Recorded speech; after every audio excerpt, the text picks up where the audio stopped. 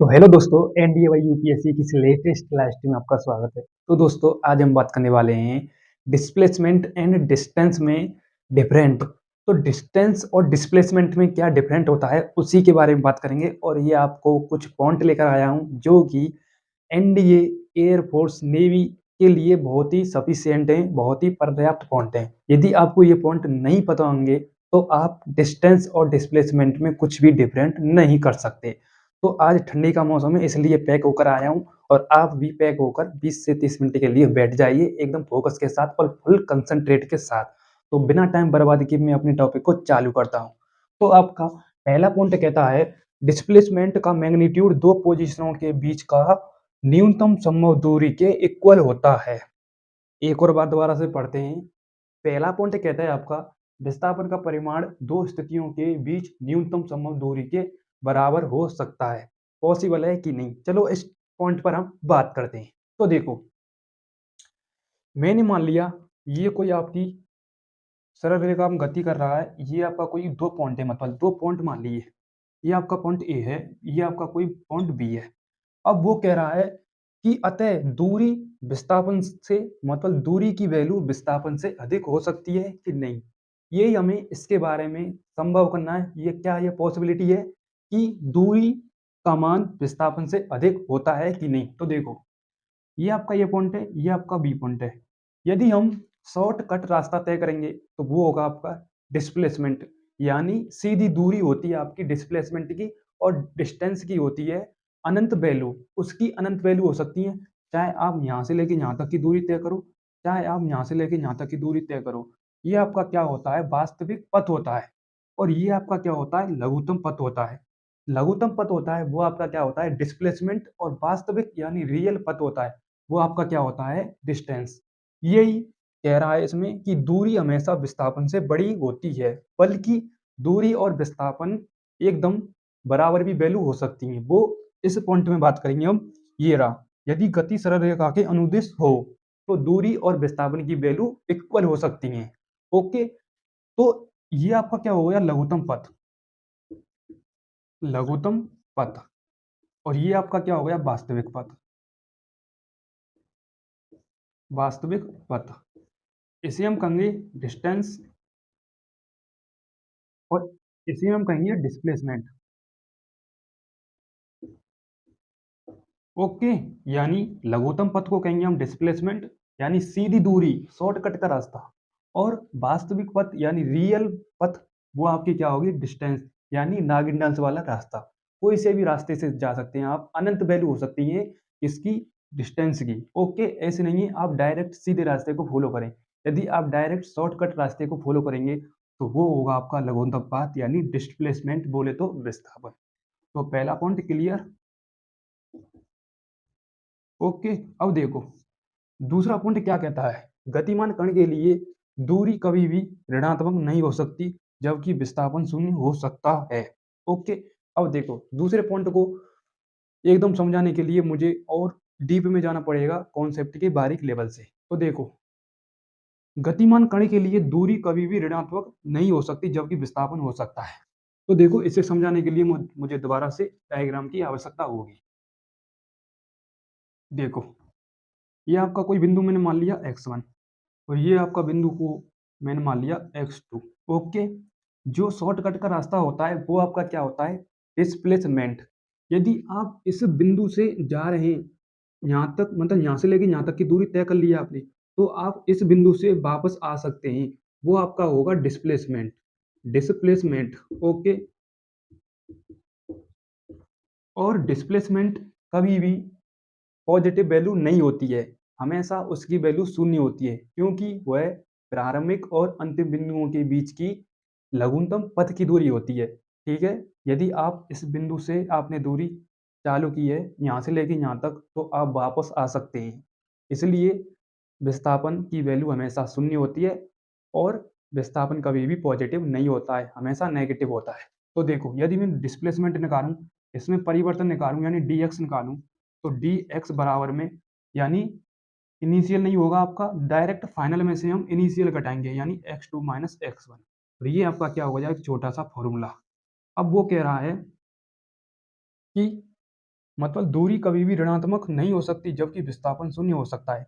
तो आपका डिस्प्लेसमेंट तो शून्य हो गया, क्योंकि यहाँ से लेके यहाँ तक आपने मतलब कोई मतलब मैंने यहाँ से लेके यहाँ तक की 5 मीटर की दूरी तय कर ली। ओके, अब मैं वापस तो आ सकता हूँ, तो मैंने वापस आने में भी 5 मीटर की दूरी तय करी। यदि हम इनिशियल माइनस फाइनल करेंगे तो 5 माइनस 5 0 वैल्यू आएगी और वो कह रहा है विस्थापन शून्य हो सकता है। ये क्लियर? अब कह रहा है पॉइंट दूरी कभी भी ऋणात्मक नहीं हो सकती, दूरी कभी भी नेगेटिव नहीं हो सकती, ये हकीकत है। आपने जो पथ तय कर लिया, वो कर ही लिया, आप वापस नहीं आ सकते। दूरी हमेशा पॉजिटिव होती है, ठीक है? इसलिए कहते हैं इसका वास्तविक पथ, रियल वैल्यू। और ये आपका क्या होता है, एक्चुअल वैल्यू बोले तो वास्तविक मतलब लघुत्तम पथ। इसलिए दूरी कभी भी नेगेटिव नहीं होती है बल्कि पॉजिटिव होती है। एक बार आपने दूरी तय कर ली तो तय कर ली। ओके, इस पर हम प्रश्नवाचक चिन्ह नहीं लगा सकते। ओके, और ये लॉन्ग कट का रास्ता है बल्कि डिस्प्लेसमेंट शॉर्टकट का रास्ता है। ओके, अब चलता हूँ मैं अगले पॉइंट पर। अगला पॉइंट कहता है आपका गतिमान कण के लिए दूरी समय के साथ कभी भी घट नहीं सकती जबकि विस्थापन समय के साथ घट सकता है। तो देखो, इस पॉइंट को भी समझाने के लिए मुझे डायग्राम की आवश्यकता होगी। देखो, दोबारा से एक बार पॉइंट को पढ़ें। गतिमान कण के लिए दूरी समय के साथ कभी भी घट नहीं सकती जबकि विस्थापन समय के साथ घट सकता है। देखो, ये आपका फिर से ए बिंदु हो गया, ये आपका फिर से बी बिंदु हो गया। ओके, अब देखो मैं पहले बता रहा हूँ आपको डिस्प्लेसमेंट। अब देखो, मैंने इस बिंदु से लेके इस बिंदु तक मतलब जाने में मतलब यहाँ से लेके यहाँ तक मैंने 5 मीटर का रास्ता तय किया। अब मुझे मतलब मैं इस बिंदु से इस बिंदु तक तो पहुँच गया, बल्कि मुझे इस बिंदु से इस बिंदु तक वापस आना है। तो वापस आने में भी मुझे 5 मीटर का रास्ता तय करना पड़ा। यदि मैं इनिशियल माइनस प्रारंभिक करूँ तो 5 माइनस 5 बराबर में 0। तो दूरी बिल्कुल 0 हो गई यानी घट रही है। यदि मुझे यहाँ से दूरी तय करनी है, ये तो आपका हो गया डिस्प्लेसमेंट। डिस्प्लेसमेंट, अब मुझे क्या ज्ञात करना है, दूरी ज्ञात करनी है। तो मैं इस बिंदु से इस बिंदु तक यहाँ से लेके यहाँ तक भी जा सकता हूँ, यहाँ से लेके यहाँ तक भी जा सकता हूँ, यानी अनंत रास्ते हैं दूरी के। इसलिए दूरी कभी भी घट नहीं सकती है, हमेशा पॉजिटिव होती है। ओके, उसके बाद है आपका अगला पॉइंट, विस्थापन का परिमाण दूरी के बराबर कभी भी नहीं होता यदि कण की गति सरल रेखा के अनुदिश दिशा में परिवर्तित रहते हुए होती है तो विस्थापन का परिमाण दूरी के बराबर हो सकता है। तो देखो, इसमें बता रहा है कि दूरी विस्थापन क्या उनकी वैल्यू बराबर हो सकती हैं यदि वो सरल रेखाओं के अनुदिश गति करे, सरल रेखा के अनुदिश गति करे तो आपकी दूरी विस्थापन के इक्वल हो सकती है। ओके, उसके बाद देखो ये लिख रहा गति सरल रेखा के अनुदिश हो बल्कि परिवर्तित नहीं हो, परिवर्तित रहते हुए भी होती हो तो विस्थापन का परिमाण दूरी के बराबर हो सकता है। यानी विस्थापन दूरी के बराबर हो सकता है और दूरी के अनंत मान भी होते हैं, चाहे आप यहाँ से लेके यहाँ तक जाओ, चाहे आप यहाँ से लेके यहाँ तक जाओ, बल्कि डिस्प्लेसमेंट सीधा रास्ता होता है। ओके, यहाँ तक क्लियर? और एक और आपका पॉइंट है कि विस्थापन अद्वितीय फलन है। क्यों फलन है? क्योंकि उसका जाने के लिए उस मतलब विस्थापन को जाने के लिए मतलब मेरा फोकस क्या है?